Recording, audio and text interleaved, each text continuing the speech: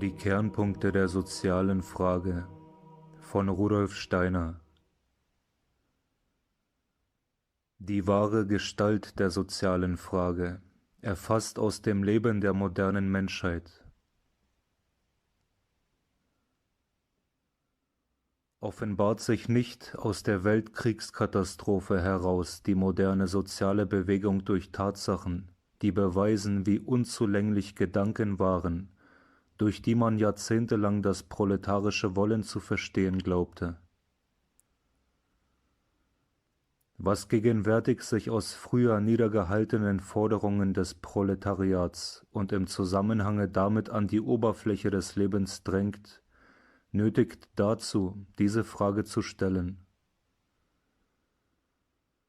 Die Mächte, welche das Niederhalten bewirkt haben, sind zum Teil vernichtet. Das Verhältnis, in das sich diese Mächte zu den sozialen Triebkräften eines großen Teiles der Menschheit gesetzt haben, kann nur erhalten wollen, wer ganz ohne Erkenntnis davon ist, wie unvernichtbar solche Impulse der Menschennatur sind. Manche Persönlichkeiten, deren Lebenslage es ihnen möglich machte, durch ihr Wort oder ihren Rat hemmend oder fördernd einzuwirken auf die Kräfte im europäischen Leben, die 1914 zur Kriegskatastrophe drängten, haben sich über die Triebkräfte den größten Illusionen hingegeben. Sie konnten glauben, ein Waffensieg ihres Landes werde die sozialen Anstürme beruhigen. Solche Persönlichkeiten mussten gewahr werden, dass durch die Folgen ihres Verhaltens die sozialen Triebe erst völlig in die Erscheinung traten. Ja, die gegenwärtige Menschheitskatastrophe erwies sich als dasjenige geschichtliche Ereignis, durch das diese Triebe ihre volle Schlagkraft erhielten. Die führenden Persönlichkeiten und Klassen mussten ihr Verhalten in den letzten schicksalsschweren Jahren stets von dem abhängig machen, was in den sozialistisch gestimmten Kreisen der Menschheit lebte. Sie hätten oftmals gerne anders gehandelt, wenn sie die Stimmung dieser Kreise hätten unbeachtet lassen können. In der Gestalt, die gegenwärtig die Ereignisse angenommen haben, leben die Wirkungen dieser Stimmung fort. Und jetzt, da in ein entscheidendes Stadium eingetreten ist, was jahrzehntelang vorbereitend heraufgezogen ist in der Lebensentwicklung der Menschheit, jetzt wird zum tragischen Schicksal, dass den gewordenen Tatsachen sich die Gedanken nicht gewachsen zeigen, die im Werden dieser Tatsachen entstanden sind. Viele Persönlichkeiten, die ihre Gedanken an diesem Werden ausgebildet haben, um dem zu dienen, was in ihm als soziales Ziel lebt, vermögen heute wenig oder nichts in Bezug auf Schicksalsfragen, die von den Tatsachen gestellt werden.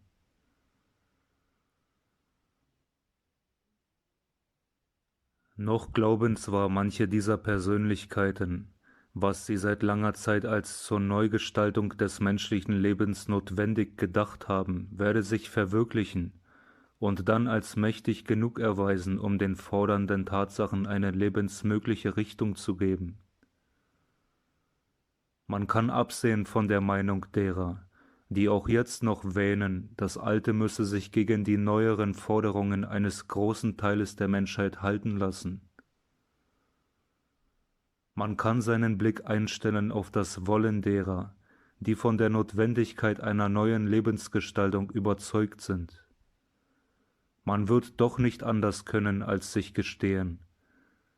Es wandeln unter uns Parteimeinungen wie Urteilsmumien, die von der Entwicklung der Tatsachen zurückgewiesen werden. Diese Tatsachen fordern Entscheidungen, für welche die Urteile der alten Parteien nicht vorbereitet sind. Solche Parteien haben sich zwar mit den Tatsachen entwickelt, aber sie sind mit ihren Denkgewohnheiten hinter den Tatsachen zurückgeblieben.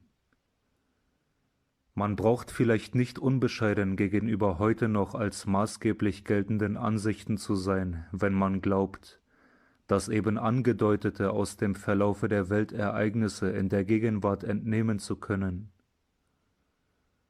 Man darf daraus die Folgerung ziehen, gerade diese Gegenwart müsse empfänglich sein für den Versuch, dasjenige im sozialen Leben der neueren Menschheit zu kennzeichnen, was in seiner Eigenart auch den Denkgewohnten der sozial orientierten Persönlichkeiten und Parteirichtungen ferne liegt. Denn es könnte wohl sein, dass die Tragik, die in den Lösungsversuchen der sozialen Frage zutage tritt, gerade in einem Missverstehen der wahren proletarischen Bestrebungen wurzelt. In einem Missverstehen selbst von Seiten derjenigen, welche mit ihren Anschauungen aus diesen Bestrebungen herausgewachsen sind. Denn der Mensch bildet sich keineswegs immer über sein eigenes Wollen das rechte Urteil. Gerechtfertigt kann es deshalb erscheinen, einmal die Frage zu stellen, was will die moderne proletarische Bewegung in Wirklichkeit? Entspricht dieses Wollen demjenigen, was gewöhnlich von proletarischer oder nicht proletarischer Seite über dieses Wollen gedacht wird?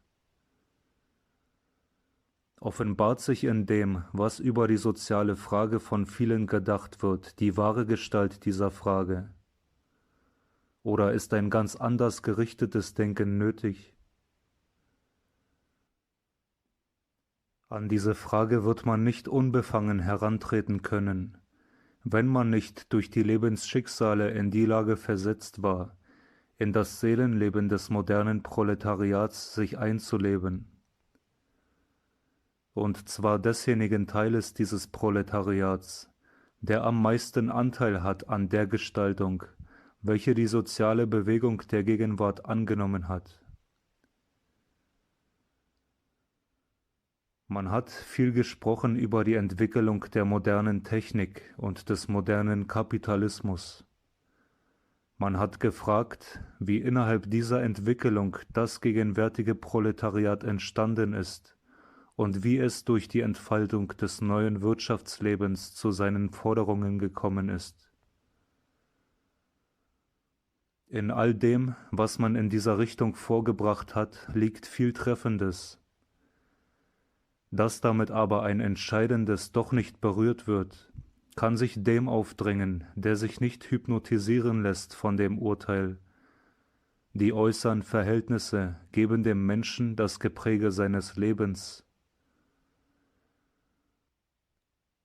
Es offenbart sich dem, der sich einen unbefangenen Einblick bewahrt in die aus inneren Tiefen heraus wirkenden seelischen Impulse.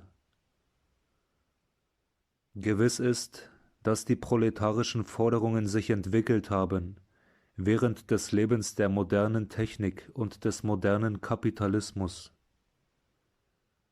Aber die Einsicht in diese Tatsache gibt noch durchaus keinen Aufschluss darüber, was in diesen Forderungen eigentlich als rein menschliche Impulse lebt. Und solange man in das Leben dieser Impulse nicht eindringt, kann man wohl auch der wahren Gestalt der sozialen Frage nicht beikommen.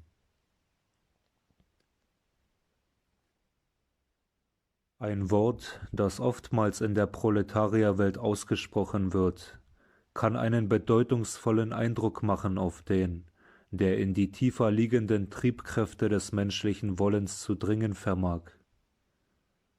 Es ist das: Der moderne Proletarier ist klassenbewusst geworden. Er folgt den Impulsen der außer ihm bestehenden Klassen nicht mehr gewissermaßen instinktiv, unbewusst. Er weiß sich als Angehöriger einer besonderen Klasse und ist gewillt, das Verhältnis dieser seiner Klasse zu den anderen im öffentlichen Leben in einer seinen Interessen entsprechenden Weise zur Geltung zu bringen. Wer ein Auffassungsvermögen hat für seelische Unterströmungen, der wird durch das Wort klassenbewusst in dem Zusammenhang, in dem es der moderne Proletarier gebraucht, hingewiesen auf wichtigste Tatsachen in der sozialen Lebensauffassung derjenigen arbeitenden Klassen, die im Leben der modernen Technik und des modernen Kapitalismus stehen. Ein solcher muss vor allem aufmerksam darauf werden, wie wissenschaftliche Lehren über das Wirtschaftsleben und dessen Verhältnis zu den Menschenschicksalen zündend in die Seele des Proletariers eingeschlagen haben. Hiermit wird eine Tatsache berührt, über welche viele, die nur über das Proletariat denken können, nicht mit demselben, nur ganz verschwommene, ja in Anbetracht der ernsten Ereignisse der Gegenwart schädliche Urteile haben. Mit der Meinung, dem ungebildeten Proletarier sei durch den Marxismus und seine Fortsetzung durch die proletarischen Schriftsteller der Kopf verdreht worden, und mit dem, was man sonst in dieser Richtung oft hören kann, kommt man nicht zu einem auf diesem Gebiete in der Gegenwart notwendigen Verständnis der geschichtlichen Weltlage. Denn man zeigt, wenn man eine solche Meinung äußert, nur, dass man nicht den Willen hat, den Blick auf ein Wesentliches in der gegenwärtigen sozialen Bewegung zu lenken. Und ein solches Wesentliches ist die Erfüllung des proletarischen Klassenbewusstseins mit Begriffen, die ihren Charakter aus der neueren wissenschaftlichen Entwicklung herausgenommen haben. In diesem Bewusstsein wirkt als Stimmung fort, was in Lassalles Rede über die Wissenschaft und die Arbeiter gelebt hat. Solche Dinge mögen manchem unwesentlich erscheinen, der sich für einen praktischen Menschen hält. Wer aber eine wirkliche fruchtbare Einsicht in die moderne Arbeiterbewegung gewinnen will, der muss seine Aufmerksamkeit auf diese Dinge richten. In dem, was gemäßigte und radikale Proletarier heute fordern, lebt nicht etwa das in Menschenimpulse umgewandelte Wirtschaftsleben so, wie es sich manche Menschen vorstellen, sondern es lebt die Wirtschaftswissenschaft, von welcher das proletarische Bewusstsein ergriffen worden ist. In der wissenschaftlich gehaltenen und in der journalistisch popularisierten Literatur der proletarischen Bewegung tritt dieses so klar zutage. Es zu leugnen bedeutet ein Augenverschließen vor den wirklichen Tatsachen. Und eine fundamentale, die soziale Lage der Gegenwart bedingende Tatsache ist die, dass der moderne Proletarier in wissenschaftlich gearteten Begriffen sich den Inhalt seines Klassenbewusstseins bestimmen lässt. Mag der an der Maschine arbeitende Mensch von Wissenschaft noch so weit entfernt sein, er hört den Aufklärungen über seine Lage von Seiten derjenigen zu, welche die Mittel zu dieser Aufklärung von dieser Wissenschaft empfangen haben.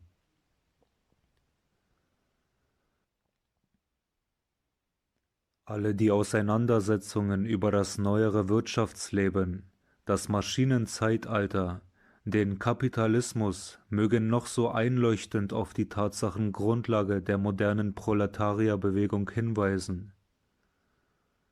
Was die gegenwärtige soziale Lage entscheidend aufklärt, erfließt nicht unmittelbar aus der Tatsache, dass der Arbeiter an die Maschine gestellt worden, dass er in die kapitalistische Lebensordnung eingespannt worden ist. Es fließt aus der anderen Tatsache, dass ganz bestimmte Gedanken sich innerhalb seines Klassenbewusstseins an der Maschine und in der Abhängigkeit von der kapitalistischen Wirtschaftsordnung ausgebildet haben. Es könnte sein, dass die Denkgewohnheiten der Gegenwart manchen verhindern, die Tragweite dieses Tatbestandes ganz zu erkennen und ihn veranlassen, in seiner Betonung nur ein dialektisches Spiel mit Begriffen zu sehen. Demgegenüber muss gesagt werden, umso schlimmer für die Aussichten auf eine gedeihliche Einstellung in das soziale Leben der Gegenwart bei denen, die nicht imstande sind, das Wesentliche ins Auge zu fassen. Wer die proletarische Bewegung verstehen will, der muss vor allem wissen, wie der Proletarier denkt. Denn die proletarische Bewegung, von ihren gemäßigten Reformbestrebungen an, bis in ihre verheerendsten Auswüchse hinein, wird nicht von außermenschlichen Kräften, von Wirtschaftsimpulsen gemacht, sondern von Menschen, von deren Vorstellungen und Willensimpulsen. Nicht in dem, was die Maschine und der Kapitalismus in das proletarische Bewusstsein hinein verpflanzt haben, liegen die bestimmenden Ideen und Willenskräfte der gegenwärtigen sozialen Bewegung.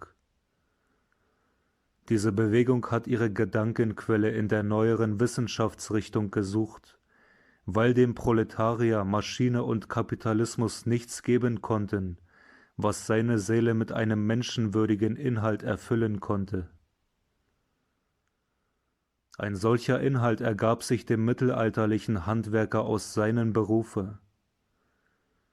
In der Art, wie dieser Handwerker sich menschlich mit dem Berufe verbunden fühlte, lag etwas, das ihm das Leben innerhalb der ganzen menschlichen Gesellschaft vor dem eigenen Bewusstsein in einem lebenswerten Lichte erscheinen ließ. Er vermochte, was er tat, so anzusehen, dass er dadurch verwirklicht glauben konnte, was er als Mensch sein wollte. An der Maschine und innerhalb der kapitalistischen Lebensordnung war der Mensch auf sich selbst, auf sein Inneres angewiesen, wenn er nach einer Grundlage suchte, auf der sich eine das Bewusstsein tragende Ansicht von dem errichten lässt, was man als Mensch ist. Von der Technik, von dem Kapitalismus strömte für eine solche Ansicht nichts aus. So ist es gekommen, dass das proletarische Bewusstsein die Richtung nach dem wissenschaftlich gearteten Gedanken einschlug. Es hatte den menschlichen Zusammenhang mit dem unmittelbaren Leben verloren. Das aber geschah in der Zeit, in der die führenden Klassen der Menschheit einer wissenschaftlichen Denkungsart zustrebten, die selbst nicht mehr die geistige Stoßkraft hatte, um das menschliche Bewusstsein nach dessen Bedürfnissen allseitig zu einem befriedigenden Inhalte zu führen. Die alten Weltanschauungen stellten den Menschen als Seele in einen geistigen Daseinszusammenhang hinein. Vor der neueren Wissenschaft erscheint er als Naturwesen innerhalb der bloßen Naturordnung. Diese Wissenschaft wird nicht empfunden wie ein in die Menschenseele aus einer Geistwelt fließender Strom, der den Menschen als Seele trägt. Wie man auch über das Verhältnis der religiösen Impulse und dessen, was mit ihnen verwandt ist, zu der wissenschaftlichen Denkungsart der neueren Zeit urteilen mag. Man wird, wenn man unbefangen die geschichtliche Entwicklung betrachtet, zugeben müssen, dass sich das wissenschaftliche Vorstellen aus dem Religiösen entwickelt hat. Aber die alten, auf religiösen Untergründen ruhenden Weltanschauungen haben nicht vermocht, ihren seelentragenden Impuls der neueren wissenschaftlichen Vorstellungsart mitzuteilen. Sie stellten sich außerhalb dieser Vorstellungsart und lebten weiter mit einem Bewusstseinsinhalt, dem sich die Seelen des Proletariats nicht zuwenden konnten. Den führenden Klassen konnte dieser Bewusstseinsinhalt noch etwas Wertvolles sein. Er hing auf die eine oder die andere Art mit ihrer Lebenslage zusammen. Diese Klassen suchten nicht nach einem neuen Bewusstseinsinhalt, weil die Überlieferung durch das Leben selbst sie den alten noch festhalten ließ. Der moderne Proletarier wurde aus allen alten Lebenszusammenhängen herausgerissen. Er ist der Mensch, dessen Leben auf eine völlig neue Grundlage gestellt worden ist. Für ihn war mit der Entziehung der alten Lebensgrundlagen zugleich die Möglichkeit geschwunden, aus den alten geistigen Quellen zu schöpfen. die standen inmitten der Gebiete, denen er entfremdet worden war. Mit der modernen Technik und dem modernen Kapitalismus entwickelte sich gleichzeitig, in dem Sinne, wie man die großen weltgeschichtlichen Strömungen gleichzeitig nennen kann, die moderne Wissenschaftlichkeit. Ihr wandte sich das Vertrauen, der Glaube des modernen Proletariats zu. Bei ihr suchte es den ihm notwendigen neuen Bewusstseinsinhalt. Aber es war zu dieser Wissenschaftlichkeit in ein anderes Verhältnis gesetzt als die führenden Klassen. Diese fühlten sich nicht genötigt, die wissenschaftliche Vorstellungsart zu ihrer seelentragenden Lebensauffassung zu machen. Mochten sie noch so sehr mit der wissenschaftlichen Vorstellungsart sich durchdringen, dass in der Naturordnung ein gerader Ursachenzusammenhang von den niedersten Tieren bis zum Menschen führe. Diese Vorstellungsart blieb doch theoretische Überzeugung. Sie erzeugte nicht den Trieb, das Leben auch empfindungsgemäß so zu nehmen, wie es dieser Überzeugung restlos angemessen ist. Der Naturforscher Vogt, der naturwissenschaftliche Popularisator Büchner, sie waren sicherlich von der wissenschaftlichen Vorstellungsart durchdrungen. Aber neben dieser Vorstellungsart wirkte in ihrer Seele etwas, das sie festhalten ließ an Lebenszusammenhängen, die sich nur sinnvoll rechtfertigen aus dem Glauben an eine geistige Weltordnung. Man stelle sich doch nur unbefangen vor, wie anders die Wissenschaftlichkeit auf den wirkt, der in solchen Lebenszusammenhängen mit dem eigenen Dasein verankert ist, als auf den modernen Proletarier, vor den sein Agitator hintritt und in den wenigen Abendstunden, die von der Arbeit nicht ausgefüllt sind, in der folgenden Art spricht. Die Wissenschaft hat in der neueren Zeit den Menschen ausgetrieben, zu glauben, dass sie ihren Ursprung in geistigen Welten haben. Sie sind darüber belehrt worden, dass sie in der Urzeit unanständig als Baumkletterer lebten, belehrt, dass sie alle den gleichen rein natürlichen Ursprung haben. Vor eine nach solchen Gedanken hin orientierte Wissenschaftlichkeit sah sich der moderne Proletarier gestellt, wenn er nach einem Seeleninhalt suchte, der ihn empfinden lassen sollte, wie er als Mensch im Weltendasein drinnen steht. Er nahm diese Wissenschaftlichkeit restlos ernst und zog aus ihr seine Folgerungen für das Leben. Ihn traf das technische und kapitalistische Zeitalter anders als den Angehörigen der führenden Klassen. Dieser stand in einer Lebensordnung drinnen, welche noch von seelentragenden Impulsen gestaltet war. Er hatte alle Interesse daran, die Errungenschaften der neuen Zeit in den Rahmen dieser Lebensordnung einzuspannen. Der Proletarier war aus dieser Lebensordnung seelisch herausgerissen. Ihm konnte diese Lebensordnung nicht eine Empfindung geben, die sein Leben mit einem menschenwürdigen Inhalt durchleuchtete. Empfinden lassen, was man als Mensch ist, das konnte den Proletarier das Einzige, was ausgestattet mit glaubenerweckender Kraft aus der alten Lebensordnung hervorgegangen zu sein schien: die wissenschaftliche Denkungsart. Es könnte manchen Leser dieser Ausführungen wohl zu einem Lächeln drängen, wenn auf die Wissenschaftlichkeit der proletarischen Vorstellungsart verwiesen wird. Wer bei Wissenschaftlichkeit nur an dasjenige zu denken vermag, was man durch vieljähriges Sitzen in Bildungsanstalten sich erwirbt, und der dann diese Wissenschaftlichkeit in Gegensatz bringt zu dem Bewusstseinsinhalt des Proletariers, der nichts gelernt hat, der mag lächeln. Er lächelt über schicksalentscheidende Tatsachen des gegenwärtigen Lebens hinweg. Diese Tatsachen bezeugen aber, dass mancher hochgelehrte Mensch unwissenschaftlich lebt, während der ungelehrte Proletarier seine Lebensgesinnung nach der Wissenschaft hin orientiert, die er vielleicht gar nicht besitzt.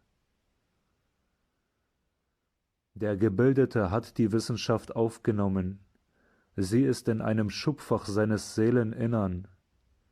Er steht aber in Lebenszusammenhängen und lässt sich von diesen seine Empfindungen orientieren, die nicht von dieser Wissenschaft gelenkt werden.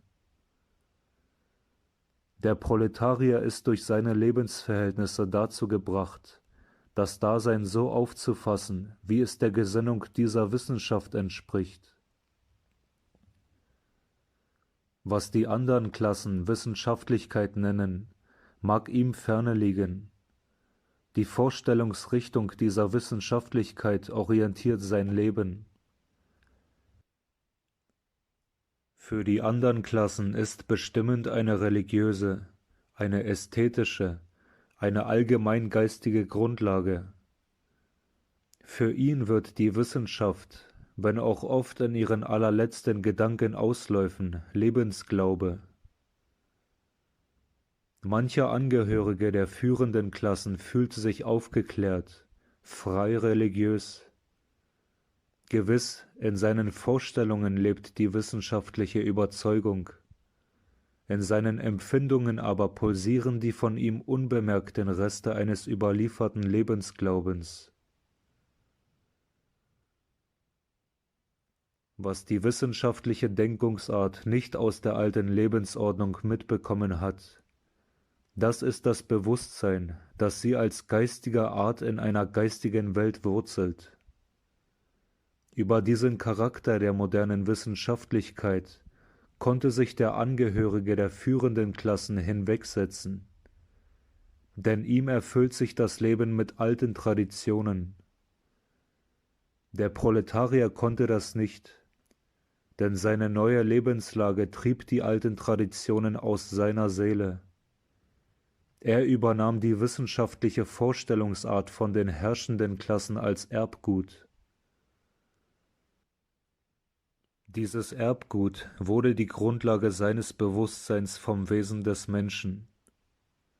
Aber dieser Geistesinhalt in seiner Seele wusste nichts von seinem Ursprung in einem wirklichen Geistesleben.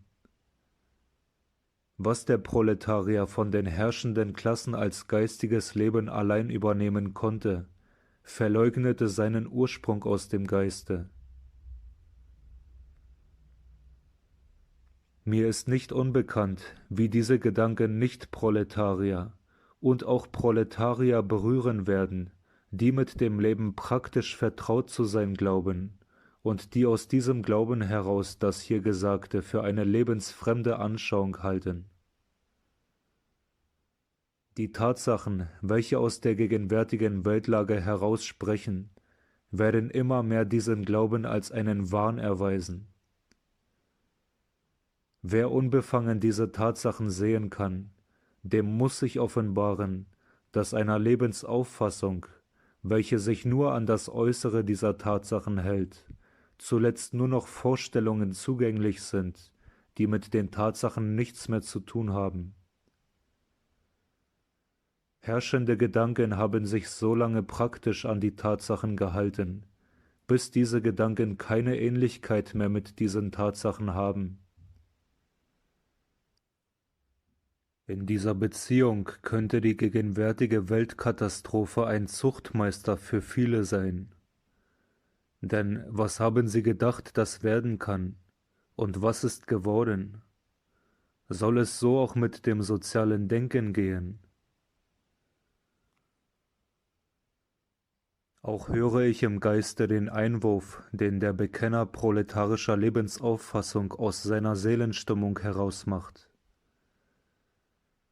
Wieder einer, der den eigentlichen Kern der sozialen Frage auf ein Geleise ablenken möchte, das dem bürgerlich Gesinnten bequem zu befahren scheint.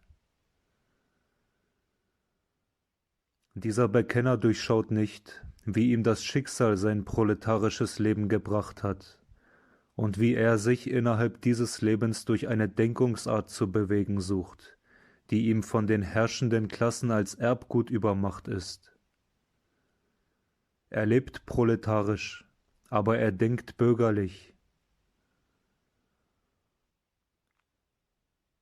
Die neue Zeit macht nicht bloß notwendig, sich in ein neues Leben zu finden, sondern auch in neue Gedanken. Die wissenschaftliche Vorstellungsart wird erst zum lebentragenden Inhalt werden können, wenn sie auf ihre Art für die Bildung eines vollmenschlichen Lebensinhaltes eine solche Stoßkraft entwickelt, wie sie alte Lebensauffassungen in ihrer Weise entwickelt haben. Damit ist der Weg bezeichnet, der zum Auffinden der wahren Gestalt eines der Glieder innerhalb der neueren proletarischen Bewegung führt. Am Ende dieses Weges ertönt aus der proletarischen Seele die Überzeugung: Ich strebe nach dem geistigen Leben. Aber dieses geistige Leben ist Ideologie, ist nur, was sich im Menschen von den äußeren Weltvorgängen spiegelt, fließt nicht aus einer besonderen geistigen Welt her. Was im Übergange zur neuen Zeit aus dem alten Geistesleben geworden ist, empfindet die proletarische Lebensauffassung als Ideologie. Wer die Stimmung in der proletarischen Seele begreifen will, die sich in den sozialen Forderungen der Gegenwart auslebt, der muss imstande sein zu erfassen, was die Ansicht bewirken kann, dass das geistige Leben Ideologie sei. Man mag erwidern: Was weiß der Durchschnittsproletarier von dieser Ansicht, die in den Köpfen der mehr oder weniger geschulten Führer verwirrend spukt? Der so spricht, redet am Leben vorbei, und er handelt auch am wirklichen Leben vorbei. Ein solcher weiß nicht, was im Proletarierleben der letzten Jahrzehnte vorgegangen ist.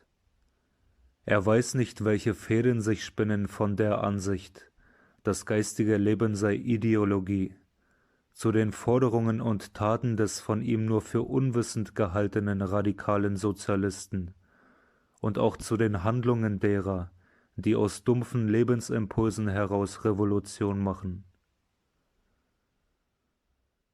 Darinnen liegt die Tragik, die über das Erfassen der sozialen Forderungen der Gegenwart sich ausbreitet, dass man in vielen Kreisen keine Empfindung für das hat, was aus der Seelenstimmung der breiten Massen sich an die Oberfläche des Lebens heraufdrängt, dass man den Blick nicht auf das zu richten vermag, was in den Menschengemütern wirklich vorgeht. Der Nichtproletarier hört angsterfüllt nach den Forderungen des Proletariers hin und vernimmt: Nur durch Vergesellschaftung der Produktionsmittel kann für mich ein menschenwürdiges Dasein erreicht werden.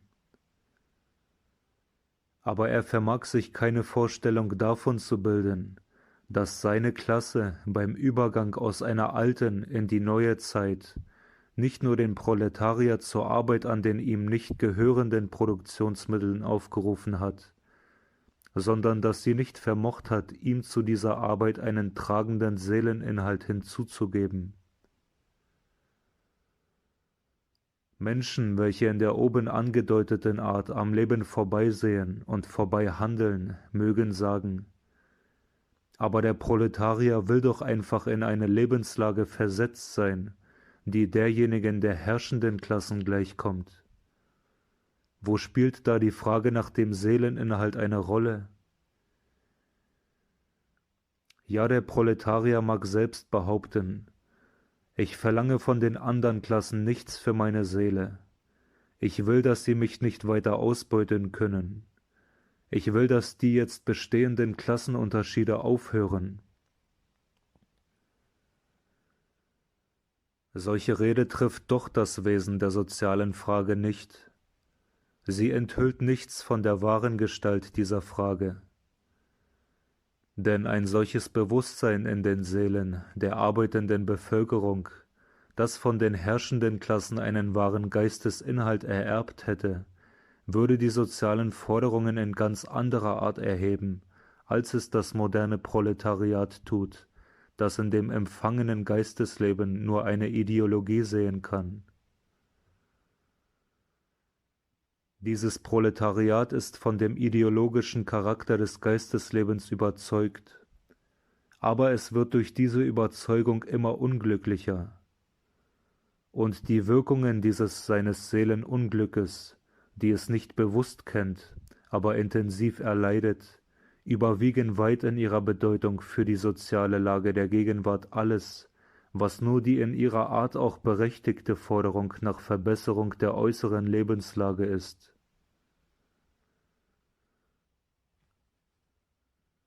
Die herrschenden Klassen erkennen sich nicht als die Urheber derjenigen Lebensgesinnung, die ihnen gegenwärtig im Proletariatum kampfbereit entgegentritt. Und doch sind sie diese Urheber dadurch geworden, dass sie von ihrem Geistesleben, diesem Proletariatum, nur etwas haben vererben können, was von diesem als Ideologie empfunden werden muss. Nicht das gibt der gegenwärtigen sozialen Bewegung ihr wesentliches Gepräge, dass man nach einer Änderung der Lebenslage einer Menschenklasse verlangt, obgleich es das natürlich Erscheinende ist, sondern die Art, wie die Forderungen nach dieser Änderung aus den Gedankenimpulsen dieser Klasse in Wirklichkeit umgesetzt wird. Man sehe sich doch die Tatsachen von diesem Gesichtspunkte aus nur einmal unbefangen an.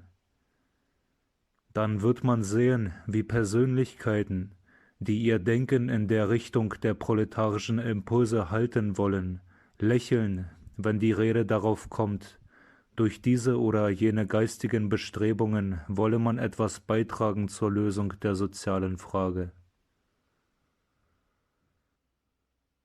Aus dem Gedanken heraus, aus dem bloßen Geistesleben heraus, so meinen sie, werde gewiss nichts beigetragen werden können zu den brennenden sozialen Fragen der Gegenwart. Aber sieht man genauer zu, dann drängt es sich einem auf, wie der eigentliche Nerv, der eigentliche Grundimpuls der modernen, gerade proletarischen Bewegung nicht in dem liegt, wovon der heutige Proletarier spricht, sondern liegt in Gedanken. Die moderne proletarische Bewegung ist, wie vielleicht noch keine ähnliche Bewegung der Welt, wenn man sie genauer anschaut, zeigt sich dies im eminentesten Sinne, eine Bewegung aus Gedanken entsprungen. Dies sage ich nicht bloß wie ein im Nachdenken über die soziale Bewegung gewonnenes Aperçu. Wenn es mir gestattet ist, eine persönliche Bemerkung einzufügen, so sei es diese.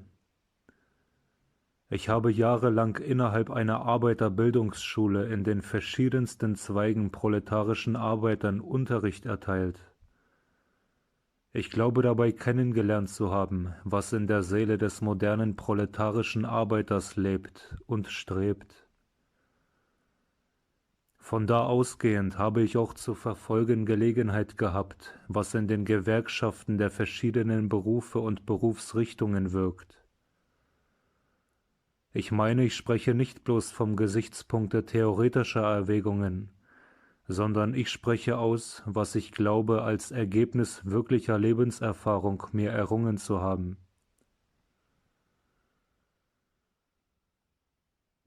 Wer, was bei den führenden Intellektuellen leider so wenig der Fall ist, wer die moderne Arbeiterbewegung da kennengelernt hat, wo sie von Arbeitern getragen wird, der weiß, welch bedeutungsschwere Erscheinung dieses ist, dass eine gewisse Gedankenrichtung die Seelen einer großen Zahl von Menschen in der intensivsten Weise ergriffen hat. Was gegenwärtig schwierig macht, zu den sozialen Rätseln Stellung zu nehmen, ist, dass eine so geringe Möglichkeit des gegenseitigen Verständnisses der Klassen da ist. Die bürgerlichen Klassen können heute sich so schwer in die Seele des Proletariers hineinversetzen, können so schwer verstehen, wie in der noch unverbrauchten Intelligenz des Proletariats Eingang finden konnte eine solche, man mag nun zum Inhalt stehen, wie man will, eine solche an menschliche Denkforderungen höchste Maßstäbe anlegende Vorstellungsart, wie es diejenige Karl Marxens ist. Gewiss, Karl Marxens Denksystem kann von dem einen angenommen, von dem anderen widerlegt werden, vielleicht das eine mit so gut erscheinenden Gründen wie das andere. Es konnte revidiert werden von denen, die das soziale Leben nach Marxens und seines Freundes Engels Tode von anderem Gesichtspunkte ansahen als diese Führer. Von dem Inhalte dieses Systems will ich gar nicht sprechen. Der scheint mir nicht als das Bedeutungsvolle in der modernen proletarischen Bewegung. Das Bedeutungsvollste erscheint mir, dass die Tatsache vorliegt: Innerhalb der Arbeiterschaft wirkt als mächtigster Impuls ein Gedankensystem. Man kann geradezu die Sache in der folgenden Art aussprechen: Eine praktische Bewegung, eine reine Lebensbewegung mit alleralltäglichsten Menschheitsforderungen stand noch niemals so fast ganz allein auf einer rein gedanklichen Grundlage wie diese moderne Proletarierbewegung. Sie ist gewissermaßen sogar die erste derartige Bewegung in der Welt, die sich rein auf eine wissenschaftliche Grundlage gestellt hat. Diese Tatsache muss aber richtig angesehen werden. Wenn man alles dasjenige ansieht, was der moderne Proletarier über sein eigenes Meinen und Wollen und Empfinden bewusst zu sagen hat, so scheint einem das programmmäßig Ausgesprochene bei eindringlicher Lebensbeobachtung durchaus nicht als das Wichtige. Als wirklich wichtig aber muss erscheinen, dass im Proletarierempfinden für den ganzen Menschen entscheidend geworden ist, was bei anderen Klassen nur in einem einzelnen Gliede ihres Seelenlebens verankert ist: die Gedankengrundlage der Lebensgesinnung. Was im Proletarier auf diese Art innere Wirklichkeit ist, er kann es nicht bewusst zugestehen. Er ist von diesem Zugeständnis abgehalten dadurch, dass ihm das Gedankenleben als Ideologie überliefert worden ist. Er baut in Wirklichkeit sein Leben auf die Gedanken, empfindet diese aber als unwirkliche Ideologie.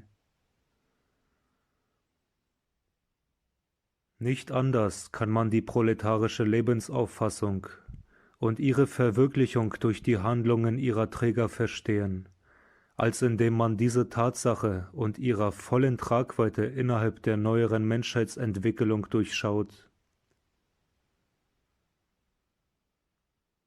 Aus der Art, wie in dem vorangegangenen das geistige Leben des modernen Proletariers geschildert worden ist, kann man erkennen, dass in der Darstellung der wahren Gestalt der proletarisch-sozialen Bewegung die Kennzeichnung dieses Geisteslebens an erster Stelle erscheinen muss.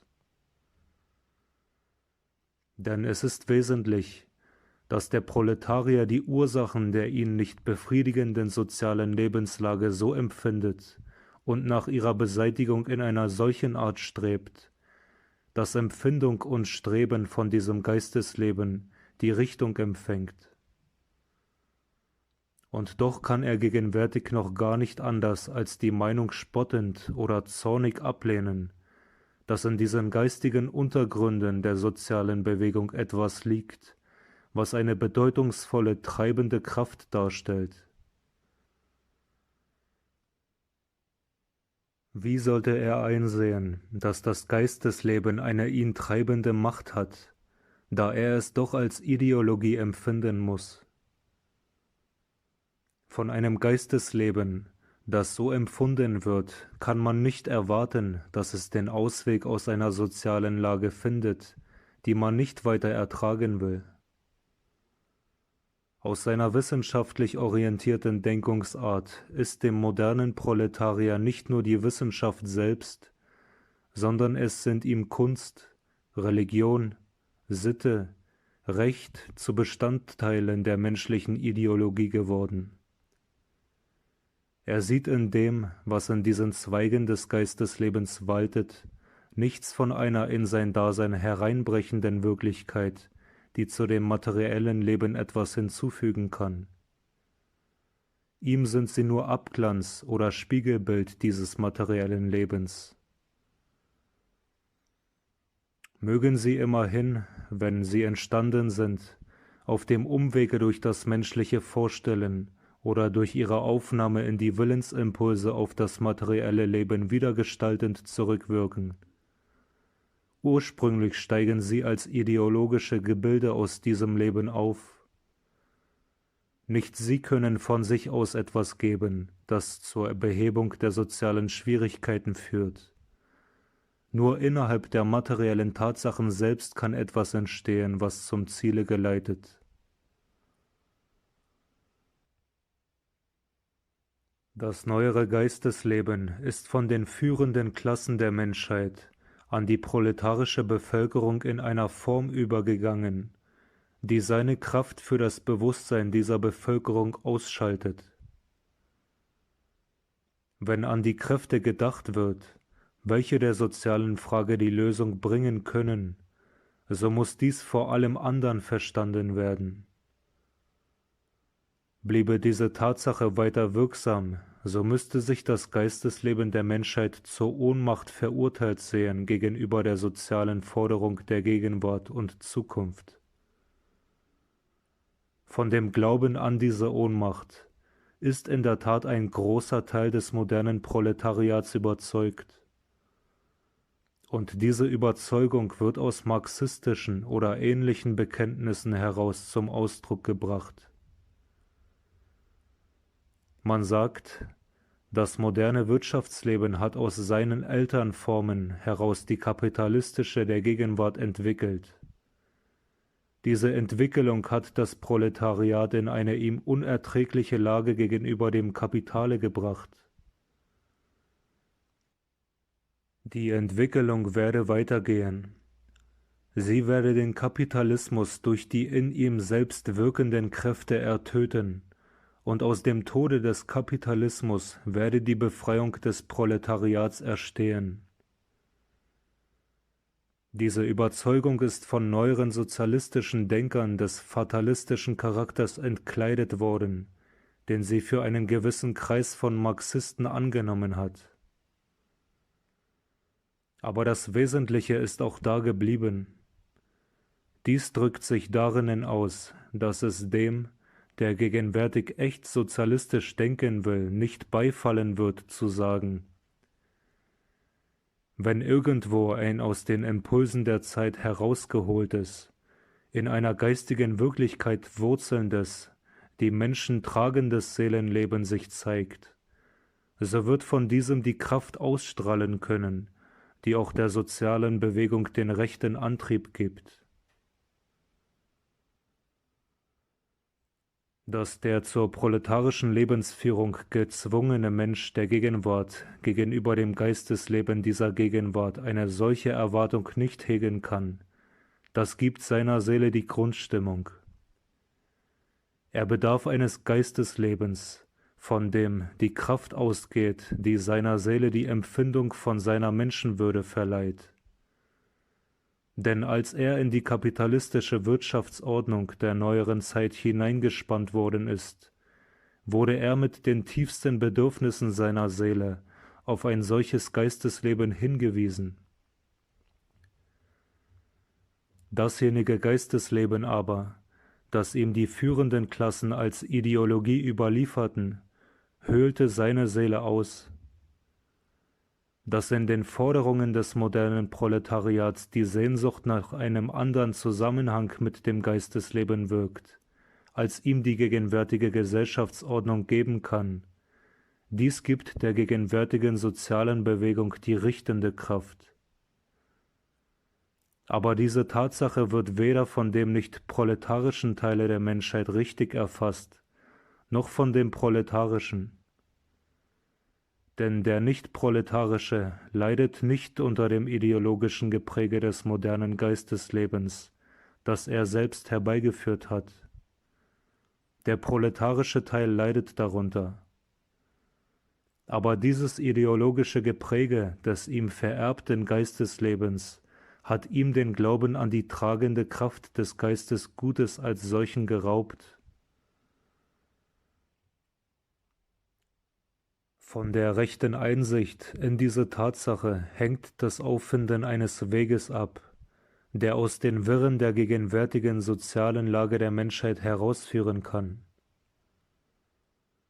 Durch die gesellschaftliche Ordnung, welche unter dem Einfluss der führenden Menschenklassen beim Heraufkommen der neueren Wirtschaftsform entstanden ist der Zugang zu einem solchen Wege verschlossen worden. Man wird die Kraft gewinnen müssen, ihn zu öffnen.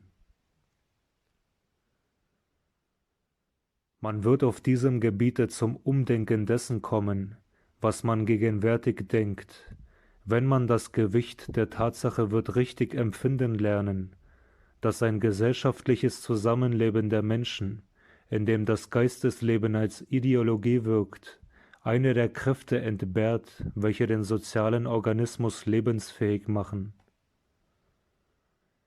Der Gegenwärtige krankt an der Ohnmacht des Geisteslebens, und die Krankheit wird verschlimmert durch die Abneigung, ihr Bestehen anzuerkennen. Durch die Anerkennung dieser Tatsache wird man eine Grundlage gewinnen, auf der sich ein der sozialen Bewegung entsprechendes Denken entwickeln kann.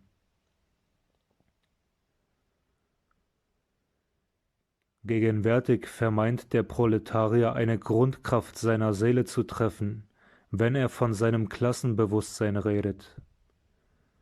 Doch die Wahrheit ist, dass er seit seiner Einspannung in die kapitalistische Wirtschaftsordnung nach einem Geistesleben sucht, das seine Seele tragen kann, das ihm das Bewusstsein seiner Menschenwürde gibt und dass ihm das als ideologisch empfundene Geistesleben dieses Bewusstsein nicht entwickeln kann. Er hat nach diesem Bewusstsein gesucht, er hat, was er nicht finden konnte, durch das aus dem Wirtschaftsleben geborene Klassenbewusstsein ersetzt. Sein Blick ist wie durch eine mächtige, suggestive Kraft bloß hingelenkt worden auf das Wirtschaftsleben. Und nun glaubt er nicht mehr, dass anderswo in einem geistigen oder seelischen ein Anstoß liegen könne zu dem, was notwendig eintreten müsste auf dem Gebiete der sozialen Bewegung.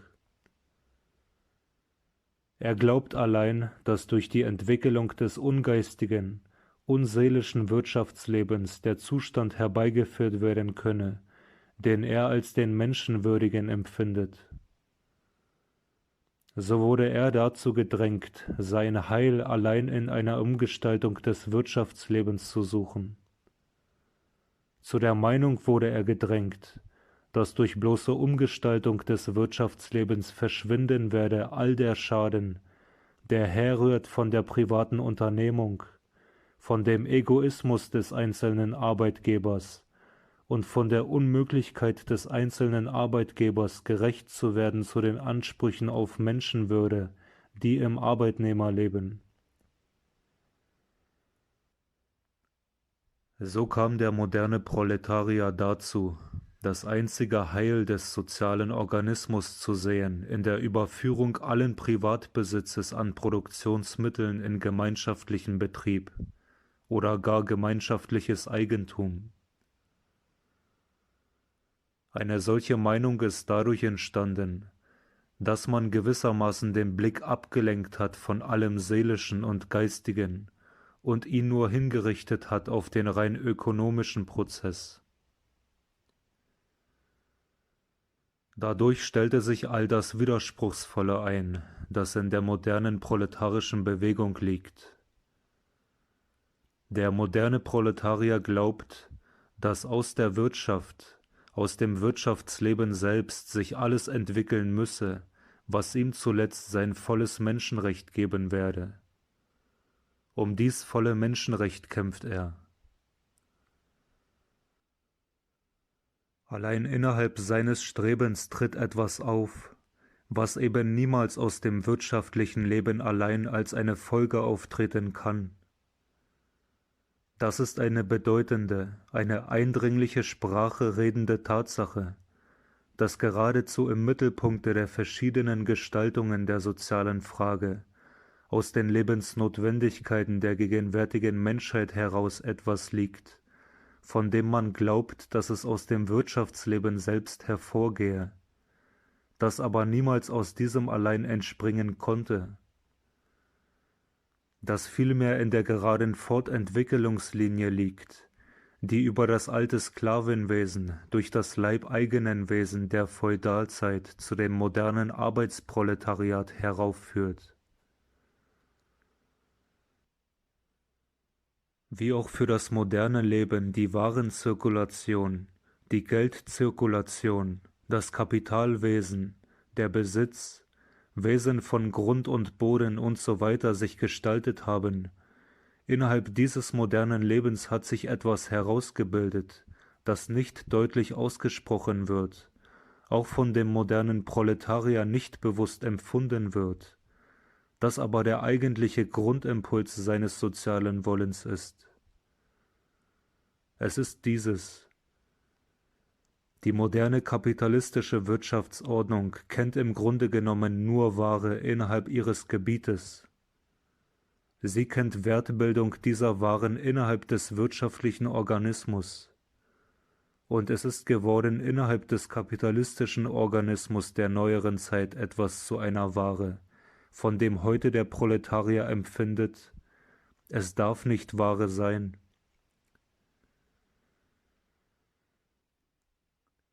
Wenn man einmal einsehen wird, wie stark als einer der Grundimpulse der ganzen modernen proletarischen sozialen Bewegung in den Instinkten, in den unterbewussten Empfindungen des modernen Proletariers ein Abscheu davor lebt, dass er seine Arbeitskraft dem Arbeitgeber ebenso verkaufen muss, wie man auf dem Markte Waren verkauft. Der Abscheu davor, dass auf dem Arbeitskräftemarkt nach Angebot und Nachfrage seine Arbeitskraft ihre Rolle spielt, wie die Ware auf dem Markte unter Angebot und Nachfrage. Wenn man darauf kommen wird, welche Bedeutung dieser Abscheu vor der Ware, Arbeitskraft in der modernen sozialen Bewegung hat, wenn man ganz unbefangen darauf blicken wird, dass, was da wirkt, auch nicht eindringlich und radikal genug von den sozialistischen Theorien ausgesprochen wird, dann wird man zu dem ersten Impuls, dem ideologisch empfundenen Geistesleben, den zweiten gefunden haben, von dem gesagt werden muss, dass er heute die soziale Frage zu einer drängenden, ja brennenden macht. Im Altertum gab es Sklaven. Der ganze Mensch wurde wie eine Ware verkauft. Etwas weniger vom Menschen, aber doch eben ein Teil des Menschenwesens selber wurde in den Wirtschaftsprozess eingegliedert durch die Leibeigenschaft. Der Kapitalismus ist die Macht geworden, die noch einem Rest des Menschenwesens den Charakter der Ware aufdrückt, der Arbeitskraft. Ich will hier nicht sagen, dass diese Tatsache nicht bemerkt worden sei. Im Gegenteil, sie wird im sozialen Leben der Gegenwart als eine fundamentale Tatsache empfunden. Sie wird als etwas gefühlt, was gewichtig in der modernen sozialen Bewegung wirkt. Aber man lenkt, indem man sie betrachtet, den Blick lediglich auf das Wirtschaftsleben.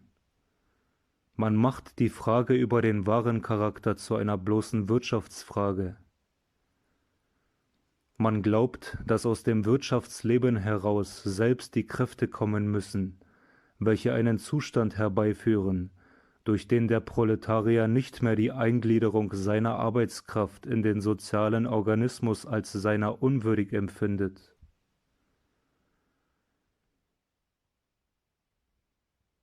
Man sieht, wie die moderne Wirtschaftsform in der neueren geschichtlichen Entwicklung der Menschheit heraufgezogen ist. Man sieht auch, dass diese Wirtschaftsform der menschlichen Arbeitskraft, den Charakter der Ware aufgeprägt hat. Aber man sieht nicht, wie es im Wirtschaftsleben selbst liegt, dass alles ihm Eingegliederte zur Ware werden muss. In der Erzeugung und in dem zweckmäßigen Verbrauch von Waren besteht das Wirtschaftsleben. Man kann nicht die menschliche Arbeitskraft des wahren Charakters entkleiden, wenn man nicht die Möglichkeit findet, sie aus dem Wirtschaftsprozess herauszureißen. Nicht darauf kann das Bestreben gerichtet sein, den Wirtschaftsprozess so umzugestalten, dass in ihm die menschliche Arbeitskraft zu ihrem Rechte kommt, sondern darauf, wie bringt man diese Arbeitskraft aus dem Wirtschaftsprozess heraus, um sie von sozialen Kräften bestimmen zu lassen, die ihr den wahren Charakter nehmen. Der Proletarier ersehnt einen Zustand des Wirtschaftslebens, in dem seine Arbeitskraft ihre angemessene Stellung einnimmt. Er ersehnt ihn deshalb, weil er nicht sieht, dass der wahren Charakter seiner Arbeitskraft wesentlich von seinem völligen Eingespanntsein in den Wirtschaftsprozess herrührt. Dadurch, dass er seine Arbeitskraft diesem Prozess überliefern muss, geht er mit seinem ganzen Menschen in demselben auf. Der Wirtschaftsprozess strebt so lange durch seinen eigenen Charakter danach, die Arbeitskraft in der zweckmäßigsten Art zu verbrauchen, wie in ihm Waren verbraucht werden, solange man die Regelung der Arbeitskraft in ihm liegen lässt. Wie hypnotisiert durch die Macht des modernen Wirtschaftslebens, richtet man den Blick allein auf das, was in diesem wirken kann. Man wird durch diese Blickrichtung nie finden, wie Arbeitskraft nicht mehr Ware zu sein braucht. Denn eine andere Wirtschaftsform wird diese Arbeitskraft nur in einer anderen Art zur Ware machen. Die Arbeitsfrage kann man nicht in ihrer wahren Gestalt zu einem Teile der sozialen Frage machen, solange man nicht sieht, dass im Wirtschaftsleben Warenerzeugung, Warenaustausch und Warenkonsumption nach Gesetzen vor sich gehen, die durch Interessen bestimmt werden, deren Machtbereich nicht über die menschliche Arbeitskraft ausgedehnt werden soll.